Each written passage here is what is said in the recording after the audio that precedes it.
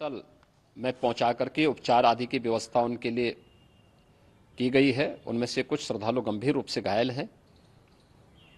लगातार प्रशासन स्थानीय स्तर पर श्रद्धालुओं की सकुशल स्नान कराने के से रात्रि को कल सायंकाल 6:30-7 बजे से ही मौनी अमावस्या का मुहूर्त प्रारंभ होने के बाद से ही लगातार लगा हुआ है। प्रयागराज में महाकुंभ में श्रद्धालुजनों के सकुशल स्नान करने, अमृत स्नान के लिए देश भर से आए हुए श्रद्धालुजनों की व्यवस्था के लिए, उनके कुशल क्षेम के लिए आदरणीय प्रधानमंत्री जी का प्रातःकाल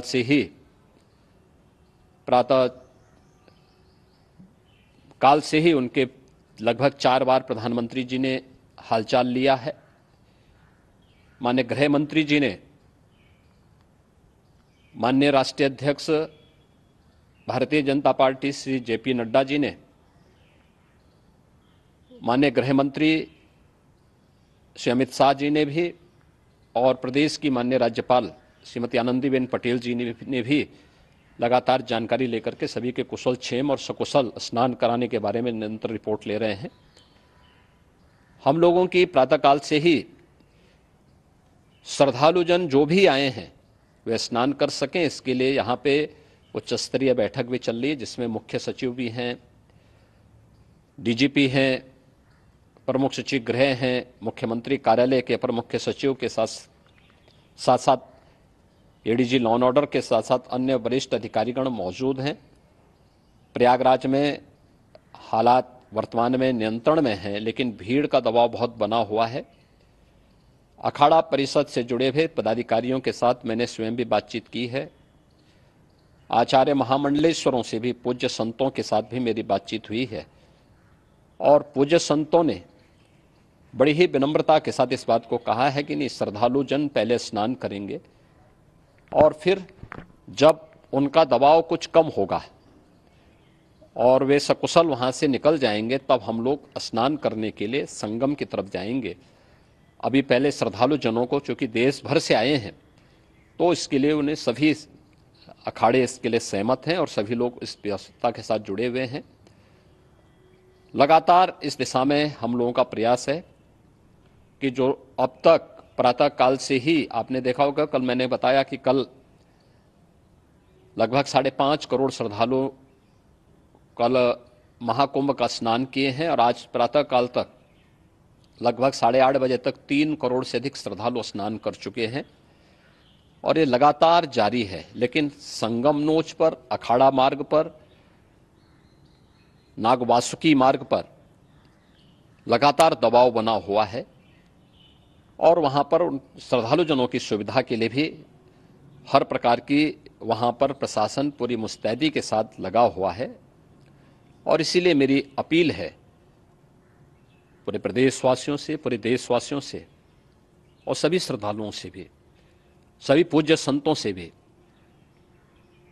कि अफवाह पर कोई ध्यान न दें, संयम से काम लें। ये सब आयोजन सभी लोगों का है।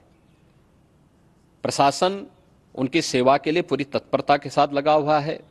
केंद्र और राज्य सरकार पूरी मजबूती के साथ वहां पर हर प्रकार का सहयोग करने के लिए तत्पर है। लेकिन कोई किसी अफवाह पे ध्यान न दे। कोई भी व्यक्ति नकारात्मक अफवाह फैलाने का प्रयास करेगा, उस प्रकार से नुकसान हो सकता है।